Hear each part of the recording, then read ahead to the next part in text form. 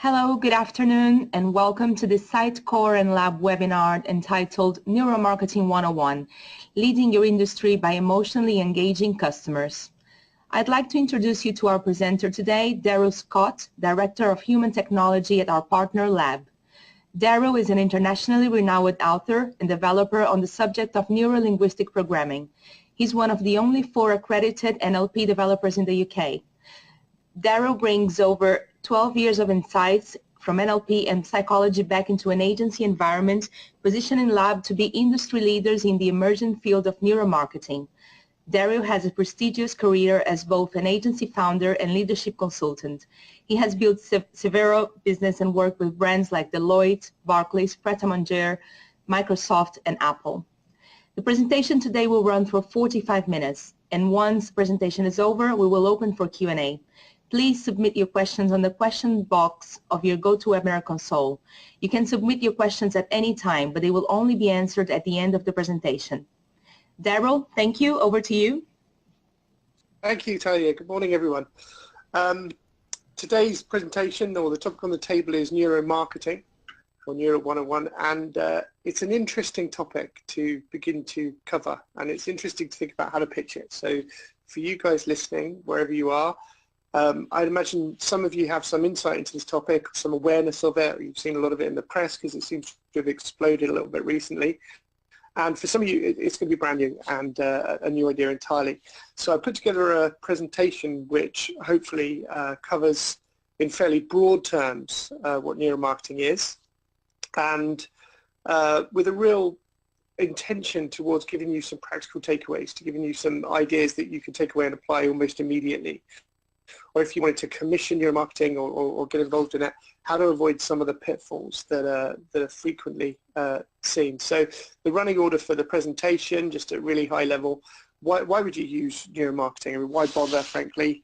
What problem does it solve?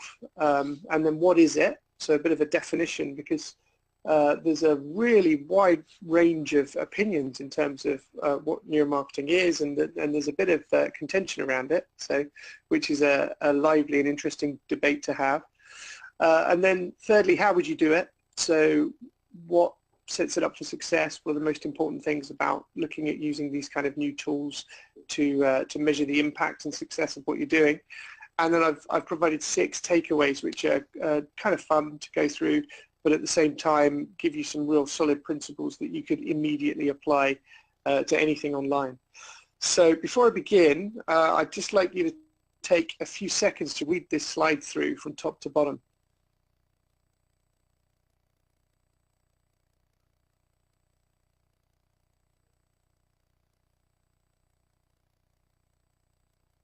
It'll make a little sense later. So generally speaking, the field of neuromarketing, I think the appetite for it is to find the magical buy button. Does it exist? Is there a magical buy button? And how does it work? And I'll cut the chase at the beginning and assure you that there is not a magical buy button, but there are lots of different magical buy buttons. So there are ways of getting the kind of results we need that are highly, highly effective, but it's not a one-size-fits-all scenario. There's a degree of complexity to it, but it's easy to demystify that complexity to a degree. So just starting off with what's going on generally, you can have this deck at the end, but there's a few brands beginning to invest in neuromarketing for all kinds of different questions, and getting a few column inches for doing so. So Microsoft using EEG to understand users' interactions with computers. Free-to-Lay discovered that the word guilt or guilt-free in any kind of messaging is fundamentally unhelpful, which is, from an NLP point of view, it's a fairly obvious thing in our messaging. Negating messages is always ineffective. So as you're listening to my voice, if I ask you to not feel how your foot feels against your shoe, I'd imagine that would be pretty difficult for you right now, because as soon as something's brought into our awareness, we experience it, and guilt being one of those things that's not a motivational emotion, so we get a negative response there. Google ran biometrics to study or measure the effectiveness of YouTube overlays versus pre-rolls.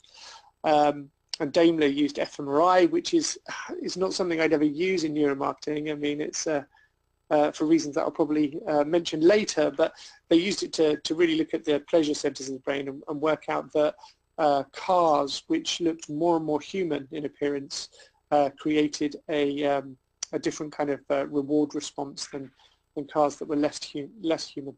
And there's, here in the UK, we've had a lot of recent case studies with post office using neuromarketing to prove that receiving a physical letter gets a completely different response than an email.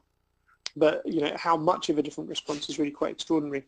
And I know that globally there's some really interesting work going on generally. We can't swing a cat without hitting a neuromarketing case study at the moment. So there's a lot of it about. My approach to it is very, very, very pragmatic. So I spent 10 years as running a creative agency, and then I spent another 10 years studying neurolinguistic programming and other psychological models. And in that time, I practiced a lot. You know, and practicing involved working with individuals to help them to overcome phobias, for example. So the picture on the screen is a client of mine who was at a dinner party at a friend's house, went to the lavatory and was greeted by this little beauty beside her on the wall, and was amazed to find that, having previously had a spider phobia, she didn't react very badly at all. And the reason I mention this is that throughout the years of working with people with phobias, especially the really crazy phobias like, you know, a phobia of bananas or balloons or something, typically you find that when an individual discusses their behavior, they'll say, or their phobia, they'll say, I know it's not rational, I know I'm being crazy, but I can't help it. And it's kind of key to this whole message is that there are processes that we run, non-conscious processes that cut in, that our rational mind has absolutely no bearing on whatsoever. And indeed, by the time that our rational mind gets involved, those processes are already happening. You know, we don't have access to them. And that's kind of a key theme in regard to neuromarketing for reasons that I'll cover. So there are a few thought processes, or human thought processes, that really get in the way of people understanding why this stuff's so important. So, excuse me, the first example, I'm going to tell a story, if you'll indulge me, a personal story. A few years ago, I was driving a car and running out of fuel. And I had that sort of slightly panicky sensation when very helpfully my car was telling me just how much of a bad situation I was in, as it was counting down the miles remaining in my fuel tank. And my satellite navigation system gave me a gas station somewhere in the immediate vicinity. So I immediately headed for that particular gas station and rounded the corner just a few miles from running out of fuel, and found that it was all overgrown with ivy, and it was no longer a petrol station. It obviously had been one once and no longer was.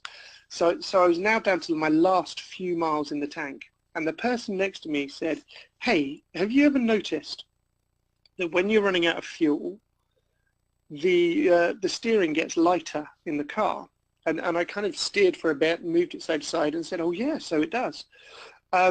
And then I realized what I was doing. But in that moment, in those few seconds, I'd managed to convince myself that a couple of grams of fuel made a difference to how a 2-ton car felt, you know, in terms of its steering. And this is kind of typical of us human beings. We tend to make assessments of everything around us, and we're the barometer. You know, if you think of something as being hard or soft, it's probably, I don't know, compared to your hand. Or if you think of something as being bright or dark, it's compared to something, compared to your expectations, compared to earlier, compared to yesterday, I don't know. But generally speaking, we're always comparing stuff, and we're not aware of what we're comparing it to.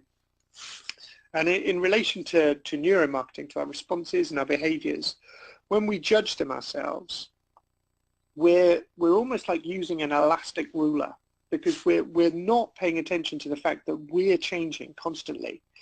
So in the case of the car, you know, the steering on the vehicle hadn't changed at all. What changed was me. I was running out of fuel, adrenaline was flooding my body.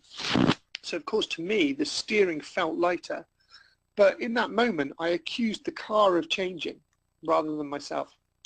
So we have this kind of steady state fallacy.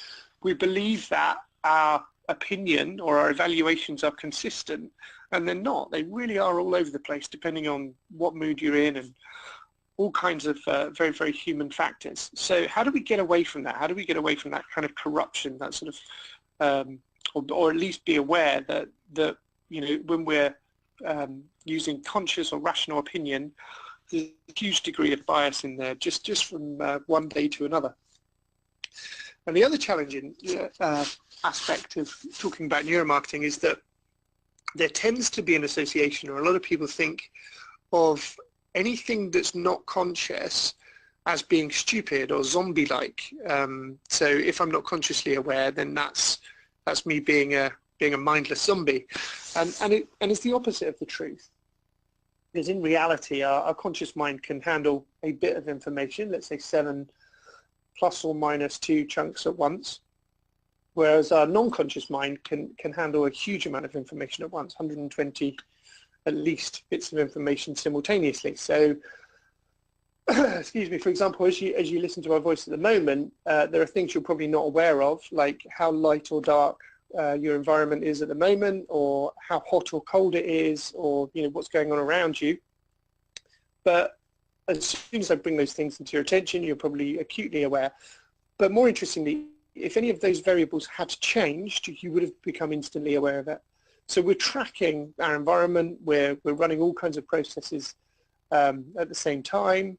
I don't know if you've ever had the experience where you're trying to remember an actor or a detail, and you say, oh, I can't remember, it will come to me, and then you continue talking or continue having your conversation, and then a few moments later the name comes back, the person you're trying to remember, and it's as if you hadn't stopped working on it. You've been thinking about it all the time. So at any given moment, non-consciously, there's a huge amount going on, and it's quite sophisticated. We're able to drive our cars and zone out a bit and navigate our journey home and not remember parts of that journey. I frequently find myself in front of the fridge or the refrigerator with absolutely no idea why I'm there.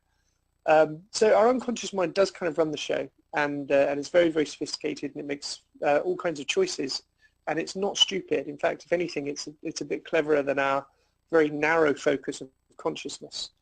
And lastly, we tend to think of our decision making as being primarily or even sometimes exclusively rational. So I think this comes from the idea of sort of, you know, weighing up pros and cons and writing lists. The reality is all of our decisions are fundamentally emotional. In the book Descartes' Error, there's a lovely example of someone, well, I say lovely example, there's an example of a patient who has damage to the limbic centers of their brain, so they can't feel their feelings. And in these kind of circumstances, even though their IQ hasn't dropped at all, even though they can do maths and Sudoku just as well, they're unable to make any kind of decision. So if you ask them, do you want a cup of coffee, they're just incapable of making that kind of decision. Or if you provide them with multiple choices, then they get in a real pickle with that. So our emotional mind, our emotional experience, our emotional brain is required to make any kind of decision. So there are really no decisions that operate without emotion. And also there are very, very few or no actions that happen without some emotional engagement whatsoever, which is why, you know, some items make it into your shopping cart, but they don't make it into the checkout, or, you know, they make it on the wish list, but they never get purchased. Because we rationally think we want or need those things, but there's some ingredient missing that prevents us from following that through to an action of some sort. So neuromarketing is fundamentally the study of what's happening at the non-conscious level. So I use this very, very simplistic kind of diagram. Obviously there's a lot more to it than this, but just in simple terms, we're provided with a stimulus. We then respond non-consciously, you know, in a millisecond, and that response is incredibly sophisticated and involves a myriad of processes. And then after that, we think about it. After that response, we we rationalize it, and that rationalizing is already colored by whatever that emotional response is. So a guy called Liebert got into trouble a few years ago by experimenting with something called the movement potential, which is the part of our brain that boots up, if you like, when we're about to perform a movement, and once that process begins, that movement is happening. And he measured 3 different things. The task was to move a finger of the subject, and he measured when the person made the conscious decision to move the finger, when the movement potential booted up in order to fulfill intention, and when the finger moved. Now, you would expect that we decide to move the finger, then we activate the movement potential, then the finger moves. But the reality is somewhat different. The movement potential begins, so we've started to move our finger, and it's an irreversible intention. About 0.5 to 1.5 seconds later, our consciousness goes, I think I'll move my finger now, and then the finger moves. And this was the first kind of experiment that began to really point out that by the time we make any kind of a conscious intention, that decision has already been made in a non-conscious way. So our linguistic reasoning is always ever so slightly behind the game. It's kind of like a sports commentator. You know, it's talking about what's going on in a live environment, but it's ever so slightly behind the action. So what's really interesting, or what we're fascinated with in the field of neuromarketing, is what's happening in that middle ground. What's happening in that place? A definition, or the definition that neuromarketing, in this context, the word neuro, we're referring to the whole nervous system. So people often say, well, neuromarketing, you know, that's not really neuroscience, and they're right. It's not. You know, it's not intended to be. But we do use tools that are often used in neuroscience and other such practices to measure things that would be otherwise unmeasurable. So it's really about your nervous system's reactions. That's not necessarily just brain science. It goes from the top of your head to the tips of your toes. So neuromarketing we refer to as using technology and observation to measure the non-conscious response to media and make measurable improvements. So as a definition, and then there's some more nuances or applications for that. So in terms of the measurement and insight part of neuromarketing, there are fundamentally 3 different lines of inquiry. So the first being neurometrics, and that's kind of the brain stuff. So that's your Dr. Emmett Brown, you know, putting stickers on people's scalps to measure brainwave activity. Or fMRI is magnetic resonance imaging, which is where you pop somebody in a kind of white circular polo mint tube and provide stimulus to them when they're in that environment. That's really, really not ideal for neuromarketing for lots and lots of reasons. One being creating a convincing kind of realistic context is almost impossible. Another one being speed, just how frequently and how quickly our nervous system changes and how slow the fMRI technology is in terms of moving from one end of the brain to another. So if I say to you, your last vacation, your tax bill, your kiss, you've probably gone through a range of emotions during that dialogue that happened quicker than a fMRI scan could take place. So EEG is a little more interesting because it's very, very real time. But either way, these things are the brain imaging stuff, and I'll give you some examples of what we can get from that. The second line of inquiry is biometrics. This is by far my favorite. So this is where we're really observing and measuring visible physical responses. So, and examples of that would be eye tracking, which has been around for quite a while, facial coding, which I'm sure you would have seen somewhere, which is where we are able to distinguish 6 distinctly different emotions from people's facial muscles. And this is great stuff. It crosses all cultural barriers. It's a real sort of human legacy processes. So it's highly insightful. And then GSR, which is galvanic skin response, polygraph, I suppose would be the most common description of it. And that measures tiny fluctuations in your sweat on your skin and the conductivity of your skin to give us an idea of emotional or level of emotional response. And then lastly, psychometrics, which, bearing in mind we're looking at how do we get to the unarticulated, non-conscious stuff. These psychometrics are driven by sort of knee-jerk reactions. They're very, very fast, and they don't involve any articulation whatsoever. It's really a case of just pushing a lever or pushing a button. And we use things like response time to gauge level of congruity in those sort of actions. And again, I'll provide some examples of those things. But the fundamental challenge being we don't really know why we do what we do.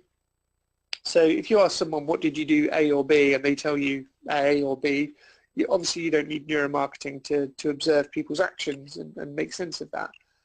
But if you become curious about why did you do it, that's not really an answerable question in terms of traditional research. So we act a certain way, and we're usually oblivious to that, and then afterwards we're asked, why did you do that?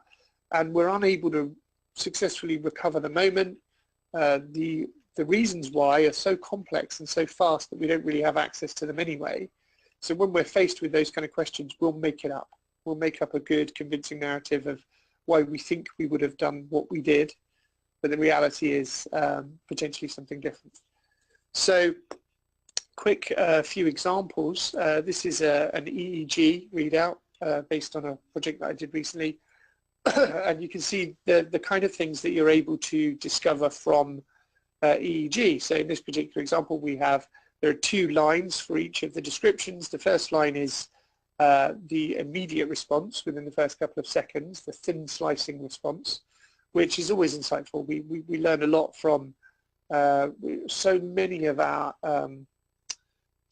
processes and reactions and intentions are cooked up in a millisecond. The first sort of thin sliced response to anything is always very insightful, and then the line below being over a longer period of time how people responded. So we're able to deduce focus. So we look at the areas, the brain waves in areas of the brain that would suggest that someone's very focused, and we correlate that with the areas of the brain that suggest people are distracted, and it gives us an overall idea of how focused someone is. Cognitive load is how hard they have to think about it.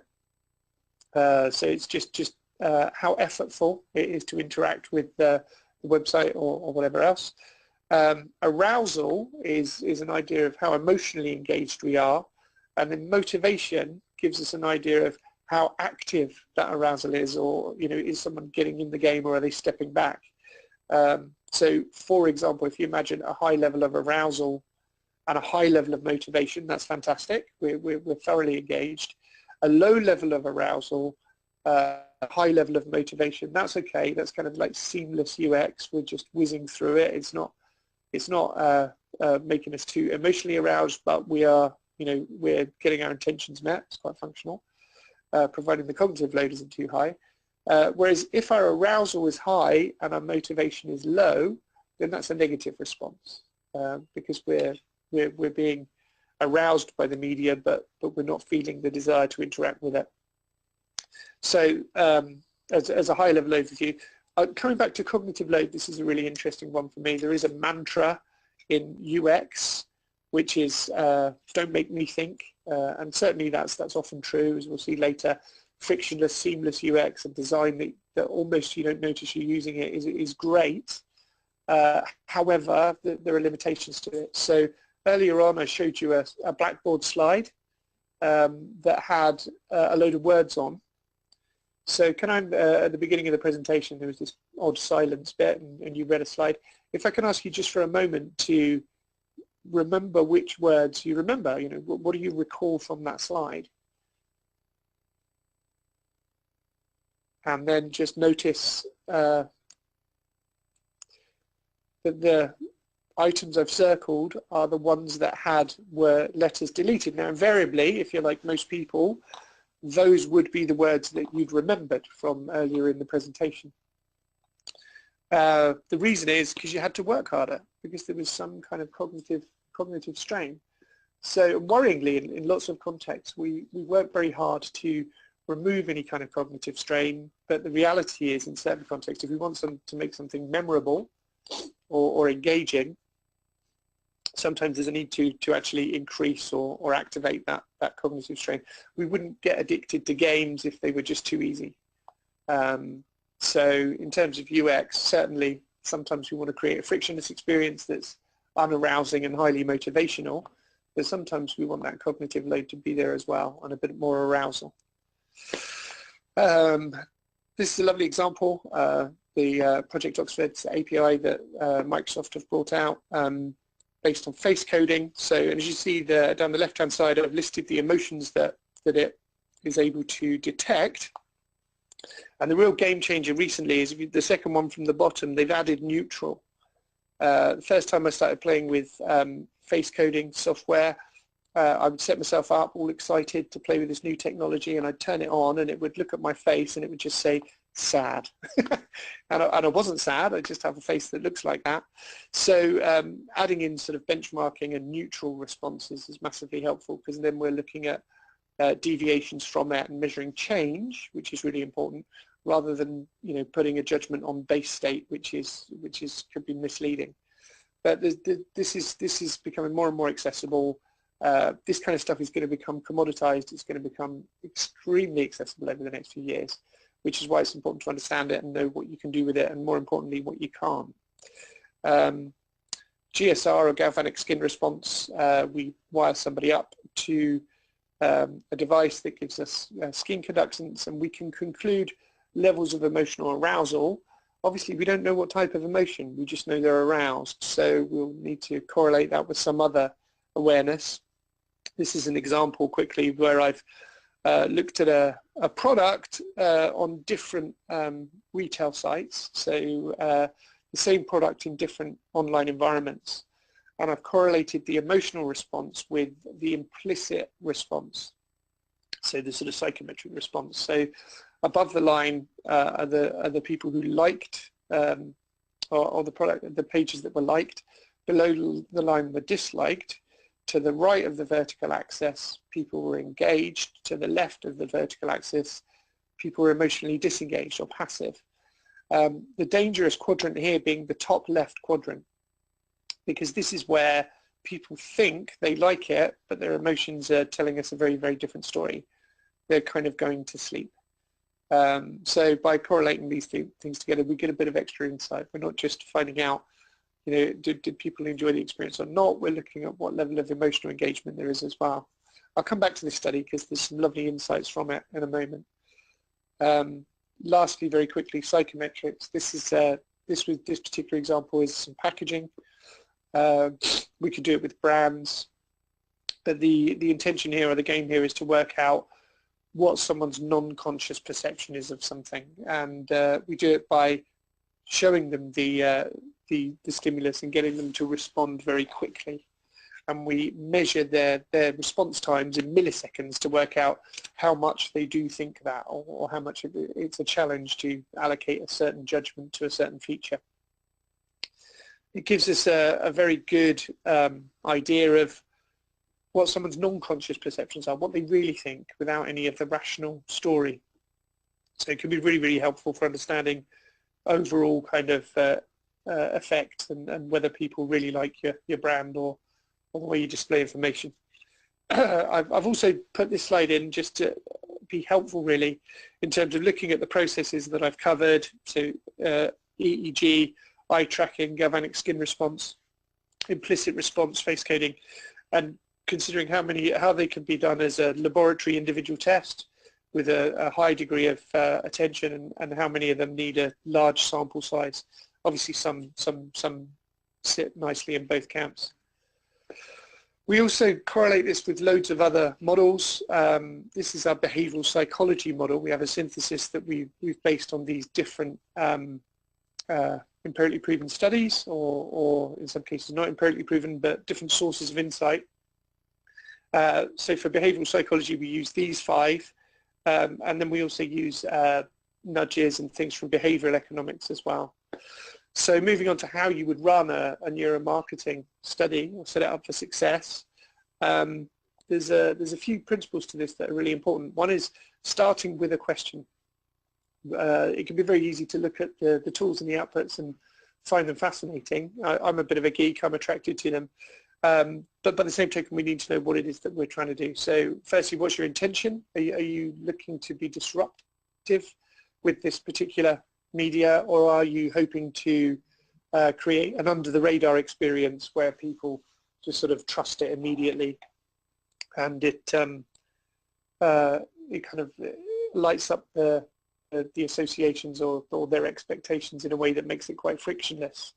So, for example, if you're launching something new and you want people to trust it, you might steal anchors or steal associations from an existing way of communicating that thing. You know, what do other people do well, and make it look of a similar vein. Similarly, if you're looking to revitalize something, then you'd want to disrupt and raise eyebrows. Secondly, you need benchmarks and comparatives, because if you run a neuromarketing study with most neuromarketing providers, what you'll get back is data and not necessarily insight.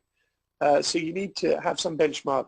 You need to be comparing it against something, whether that's the competition, whether that's the previous iteration of the website, whatever it is. Thirdly, excuse me, are you looking to work out the effectiveness of granular features, so this particular button, this particular offer, this particular feature, or are you looking for the overall impact of the UX, or are you looking for the overall brand perception? So is it very general, is it very granular, is it for a very specific target of people, is it a mass appeal? So these are the kind of things that we need to know before you engage in any kind of a study that will help you to select the right tools and run the experiment in a way that's uncorrupted and gives you great insight. At the same time, or by the same token, the neuromarketing data alone, you'll end up just with incremental tweaks, and making something less rubbish is not the same as making something better. So sometimes there's a need to question what you're evaluating beyond just the details. So we tend to correlate or cross-refer several sources of insight, so behavioral psychology, behavioral economics, neurobio and psychometrics, which we've just run through, and then some good old-fashioned gut feel from a creative, and some good old-fashioned disruptive rock and roll. And by putting all those things together, then we can begin to deliver something that has a lot of value.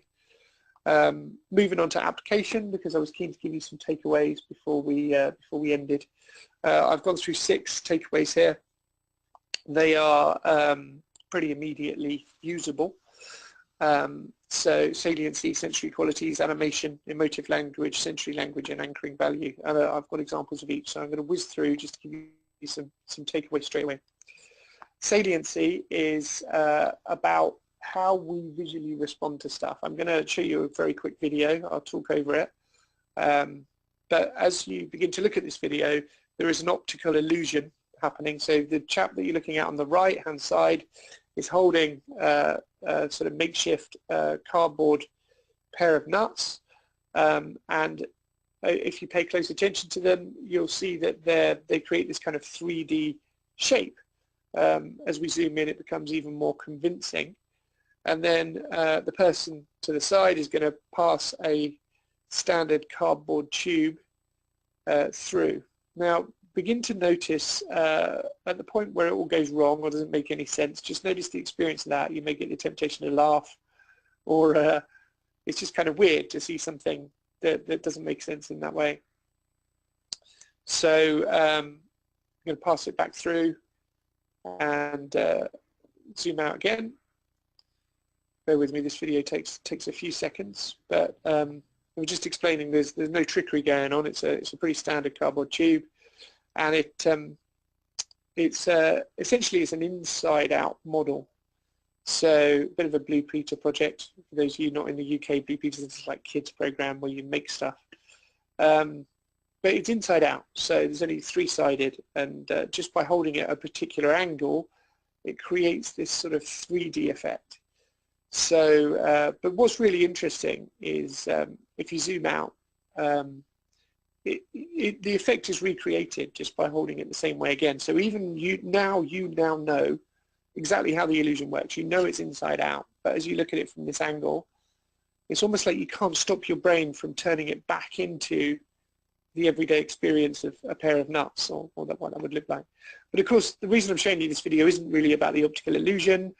It's the fact that during the making of that video, we changed everything. So I don't know if you saw the changes, but I even changed the guy sitting on the left-hand side. The tablecloths changed, the background's changed, everything's changed in that video. The water, the lamp, everything on the desk. But obviously, while you're fixated on the optical illusion and looking at how that works, you don't notice all this other paraphernalia that's going around outside of it. So the reason for showing the video, or the point being, is that we don't pay attention to everything. You know, we see the world we don't see the world in video, we see colors and edges and textures and wavelengths of light, and we make pictures from that very sparse information. And we don't even see color. I mean, colors, there's no color in the real world. Different wavelengths of light hit the cells at the back of our retina at different points, and to make sense of that information, we hallucinate color, we color it in. So even color is an entirely human hallucination.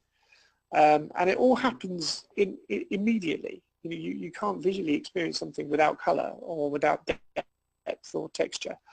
And it's about 100 milliseconds. You know, we pull that information together. Now, our visual system, when it looks at media, like a website, for example, will run that same process. It will take that information and it will make sense of it in 100 milliseconds, and it will begin to decide what content it needs to pay attention to, like the optical illusion, for example, and what it can ignore. So there's a process that you can employ called visual, which very quickly allows you to emulate that non-conscious experience. It allows you to see what people can see in a millisecond, and in doing so, you can begin to get an idea for what's going to get more attention and what's going to be ignored. And for working out which videos are going to go viral on YouTube, what people are likely to click on, what gets attention, especially if people are browsing, the higher the saliency, the more likely it is that something will get attention. Sensory qualities make a fundamental difference to how we perceive things and how they're presented. So back to this study where I took several items and looked at them in different online environments. As I compared the results, you get to see some consistent principles. So this, for example, is an iPad mini. Generally speaking, the more central an item is featured, the better the response. So central is best, to the left is second best, to the right is really not very good at all, in line with our expectations of what we expect to see.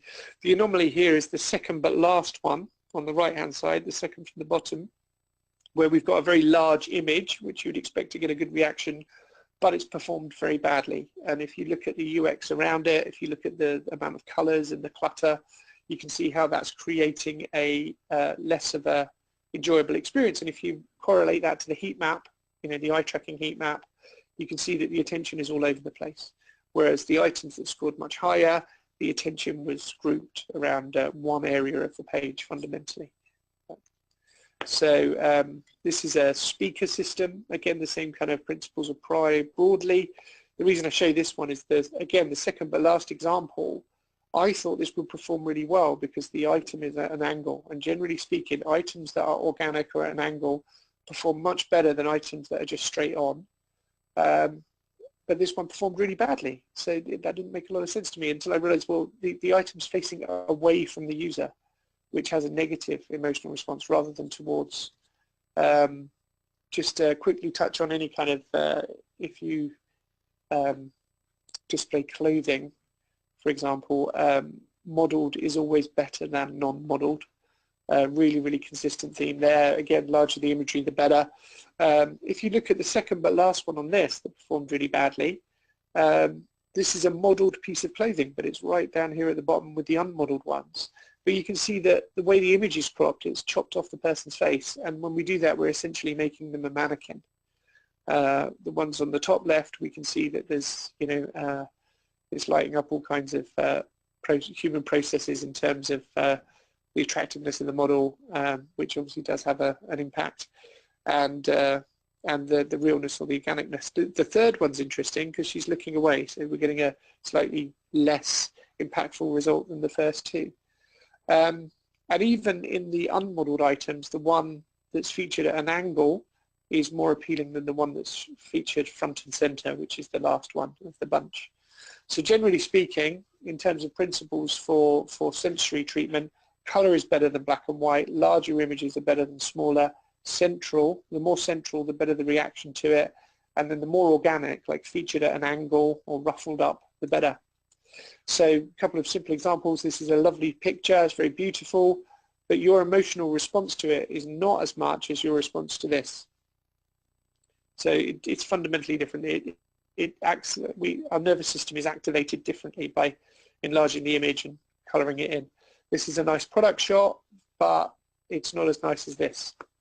So when the Apple Watch came out, most of the imagery was featured like this rather than front and center. And in fact, when it was being first promoted, it was macro, which again is even better in terms of emotional engagement. If you look at the iWatch stuff on the Apple site at the moment, that's pretty much best practice. It's just beautiful with ever so slight animation and beautifully organic angled products.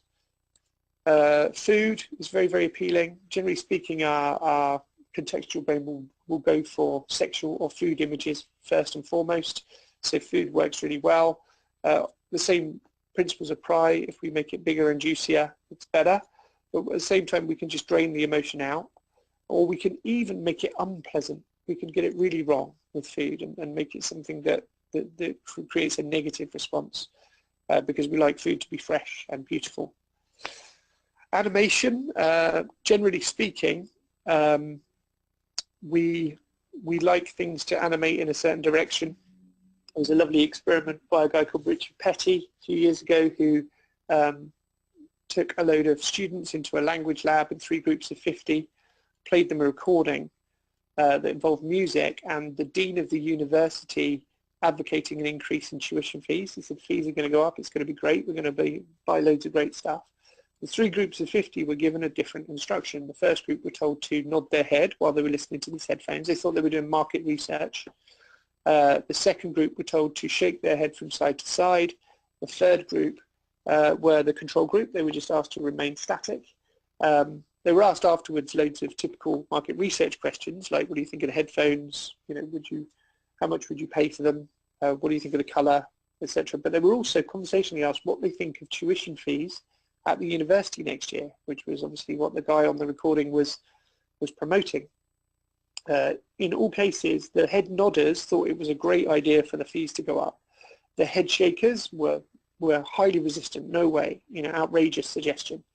The control group thought maybe a marginal increase would be okay, which is fascinating because obviously we think that we're swayed by our rational thought processes, if something makes sense. And obviously that does have an impact, but there are all kinds of other things. We're really influenced by when we receive information, do we agree with it? And that can be manipulated by expectations and even by physically nodding your head. So animations that move vertically perform much better than ones that go side to side. There's a study of it in a book called 59 Seconds by a guy called Peter Wiseman, if you want to read the detail on that. But so when you think of sliders and things, sometimes we're setting up a negative mindset. Emotive language makes an enormous difference. Words are experiences. If you use verbs and active words, you will get higher motivational levels than if you use nouns and static words like our service or whatever.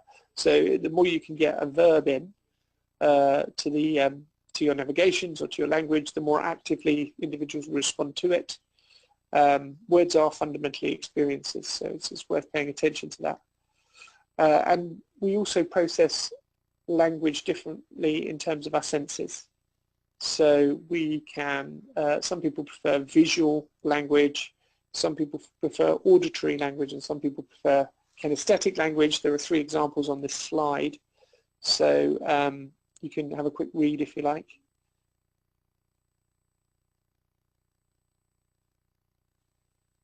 So in terms of mass messages, we need to make sure that we're ticking all 3 of those boxes. in terms of personalization, we can move beyond just logical reasons for personalizing content, and we can begin to look at psychological reasons of delivering content that is more in line with someone's sensory preferences and therefore creates a much deeper experience. So worth thinking about varying your sensory language, but also can you even segment people based on sensory preferences? And then lastly, anchoring. I'm going to use an example of search for this. So we have a thing that we call neurolinguistic search at Lab, which is using principles from NLP and great technology to increase conversion and reduce cost of acquisition in search. I'm going to use a case study. So the case study was, there are some principles around it. This is on the deck, so I'll leave this for you to read later. The case study was a company called Razors for You. It's a subscription model. They sell razor blades here in the UK. The message was £9.45 for 8 Mac 3 blades, fast and free delivery. The problem with this message is that nobody knows what razor blades cost and nobody enjoys buying razor blades. So it's kind of emotionally inauthentic. It doesn't really echo my experience as a buyer, and it's fairly meaningless as well from a cognitive point of view. So we needed to get something called an anchored figure in there, which is the first figure someone hears about something that becomes the barometer, so they can then get some idea of value. We changed the messaging to refuse to pay $14.99, 8 Mac 3 blades for £9.95. So based on our neuro rationales, we just constructed this ad, not as creative copy, but just by using psychological reasoning to create copy. And this is what it did. So we were running on a platform called Kenshu. We were getting some pretty great results. We took them from 2% conversion when we met them to 7.71, which we were happy with. Then we changed the language and drove it up to 14.8. So 14.8% of clicks were converting to a sale. Sales went through the roof. This is the prior Christmas. You can see it dipped in December. Maybe razor blades aren't a priority in December. And the cost per acquisition drove downwards as we become more and more effective. But this is, so our head of search found these figures completely astounding because we rely so much on tech to get great results, and we're not paying enough attention to how that information is presented. And sometimes just looking at some of the old madman stuff and applying some neuro principles or some psychology can get results that way outweigh anything that the tech can deliver, which in today's marketing world is kind of a controversial statement, I think, in terms of what we pay attention to. So in sum, consumers are irrational. Any behavioral economist will tell you that. So neuromarketing measures the irrational stuff. You can buy tests easily and it's becoming more and more commoditized, but you need to be clear about what you're asking. It's not a magic measure, so you've got to understand context, you've got to understand all kinds of stuff around it. Otherwise you just get data, and making something better is not the same as making it less rubbish. So you have to feed it back into a creative process. That's kind of us. Love to continue the conversation if you found this interesting. Obviously, we've just scratched the surface. There's so much to share on this topic. We can audit non-conscious perceptions brands. We can supercharge UX. We can get amazing results from search, as we've just discovered. So I've added my personal email address here. By all means, drop me a line. It'd be lovely to hear from you. I really hope you've enjoyed the presentation and the webinar. Any questions? Thank you so much, Daryl. It was fascinating. We had a number of questions that came during your presentation. I made a small selection. Any other questions that are not answered today during the session, you will receive the answers later together with the recording. So now with the small selection that I have here in front of me, question number 1 is, what is the best way to use neuromarketing to help with shopping cart abandonment? Okay, shopping cart abandonment. So obviously there are a handful of techniques, sort of remarketing stuff that people can employ to attempt to get people back on the hook. But I find with those kind of messages, it falls back into the same principles as our neuro-linguistic search, if you like, and they're sort of listed on that slide. But it's relevancy that kind of trumps everything else. Obviously, if the moment has passed and the purchase has been made elsewhere, then it's challenging to get people back on the hook on that basis. But generally speaking, if you want to engage someone with something, if we just go back and say, we observed you did this, do you want to carry on? It's kind of a transactional question, I suppose. So the question would be, how can you be a bit more playful with it? How can you make it a person-to-person communication and be a bit more cheeky? And then in terms of when they're still in the shopping cart, how do you keep them there and stop them from abandoning it in the first place? Based on cognitive nudges, I think the most effective method is some kind of loss aversion, or aversion, sorry. So some kind of awareness that if they don't follow the process through at this time, and they consider doing it at a later date, that there will be some negative consequence to that, like maybe the price moves, maybe there's limited availability. So from an e-commerce point of view, loss aversion is one of the most powerful neuro nudges, if you like. Thank you. Question number 2, can you explain more about how to use neuromarketing to make my web copy or search copy more emotionally engaging? Yeah, sure. So as I mentioned before, I've given some principles, but one is to communicate in the first person, so person to person, sort of like B to H communication, business to human. So make sure that it's a first person dialogue. You're talking to them from human to human rather than from business to person. And then the things that will really make something engaging are relevancy. So as they read what you say, they think yes, in the context of, so for example, refuse to pay for razor blades. I mean, that's an appealing message because a lot of people are indignant or annoyed about having to buy them at the price that they are. So relevancy and realness of the message makes a difference. Or we can confuse people, so we can be a little bit more disruptive. We've got some good examples where we've used in generating, again, search traffic, but we've used disruptive associations, so not the thing that you would expect to read. So you might say something like "relax as hard as you like," which is sort of engaging because it doesn't make any sense. It's confusing. And the other thing is any kind of shock and awe, any kind of anything that would make someone's eyebrows raise. Again, it depends how cheeky you want to be with that kind of stuff. If I could point you in the direction of a really great example, look at the online acquisition campaign that The Economist ran here in the UK last year. It's just fantastic. By taking topics that are just so controversial, like, I don't know, digital disruption in prostitution, for an example, and running banner ads on those kind of topics that have a massive impact in terms of click, because if you read something controversial like that with a credible publication like The Economist attached to it, that's confusing, and you want to know what that's about. Perfect. Next question. Would you still use traditional research if you went the neuromarketing route? Sure, definitely, and a really good question because I've seen applications of neuromarketing where it just wasn't needed. So, I'm not suggesting that traditional research is no longer valid or anything like that.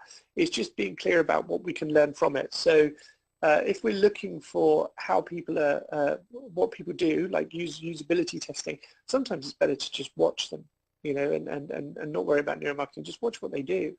Or similarly, the question, did you choose A or B? It's perfectly adequate. It's only when we want to find out why people are doing things that we need to know a little bit more about non-conscious motives. And also there's a big, there's an angle here in terms of paying more and more attention linguistically to research questions, because coming from an NLP background, if you like, most research or most surveys that I read presuppose the answer within the question. So you're not really going to learn anything deeply insightful. You're just going to get a yes and no to the question that you're already answering one way or another, or a 0 to 7 rating on the question that you're already asking. But you're not going to discover anything.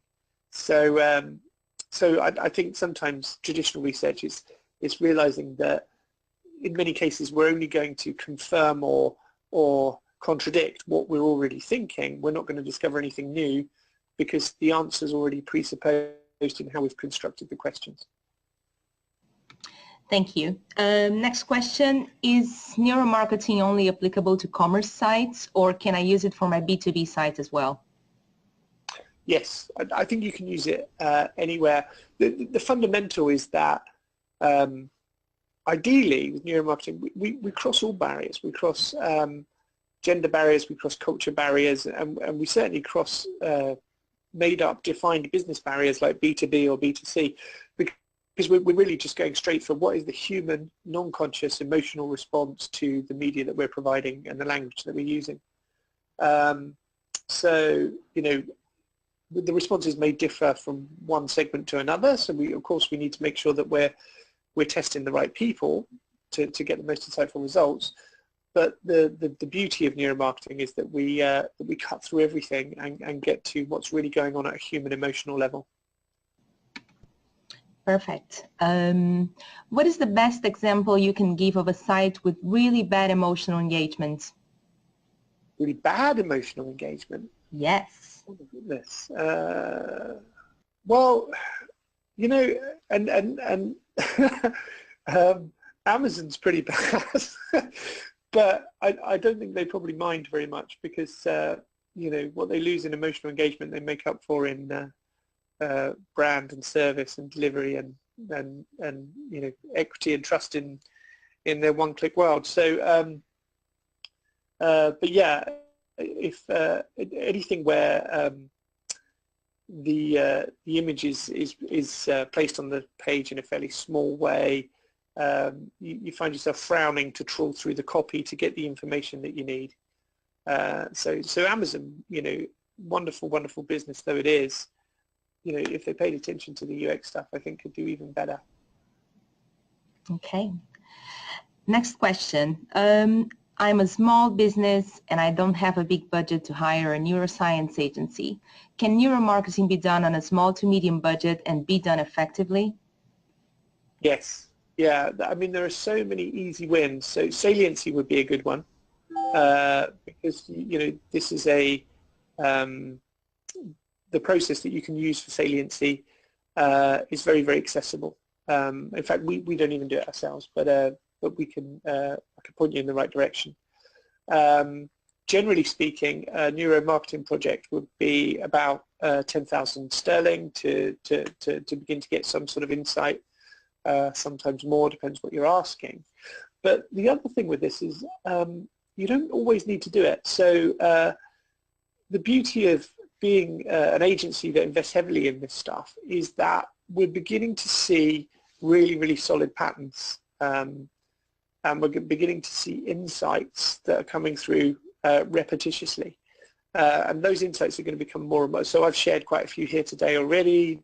There are other people out there sharing them. So I think you can use neuro principles. So in other words, these kind of best practice ideas that come from what we've discovered through neuromarketing, and you can employ them very easily. It's just about being disciplined and rigorous in checking that you're not drinking your own Kool-Aid and that the stuff you're putting across is creating the right non-conscious response. So I think you can go a long way to employing the principles from this stuff without needing to run the expensive testing. Now, last question, because I'm conscious of time. What is the biggest mistake retailers make on their websites in regards of bad emotional engagement? What are the biggest mistakes you can make? Too much information at once. So the cognitive load goes up. The challenge in terms of e-commerce or retail or whatever, there is a functional need. So much as we enjoy the process of browsing sometimes, we're generally trying to achieve something. So if we put too much resistance in between the person finding what they need, and when that's resistance, that might not just be bad navigation or 404 errors, it could be just too much information on a page, too much effort to get through the content. So it's big pictures to the center or the left, use color, simplify your text, make the UX seamless. So how do you mess it up? Shrink down your pictures, move them to the right, fill the page with messages with all kinds of different font sizes, messing up the UX with all kinds of banners and nonsense, feature too many images on one page. Yeah, clutter. Yeah, make it cluttered. That's the best way to create an unengaging experience. Thank you, Daryl. Thank you for your questions, and I wanted to thank Daryl and Lab for joining us for this webinar today, and thank you all for joining. Just a little bit of information. This recording will be made available to you on the next days in case you want to watch it again. And if you want to contact Daryl, his personal email is now showing on the screen. And I wanted to thank you all and see you next time. Thank you.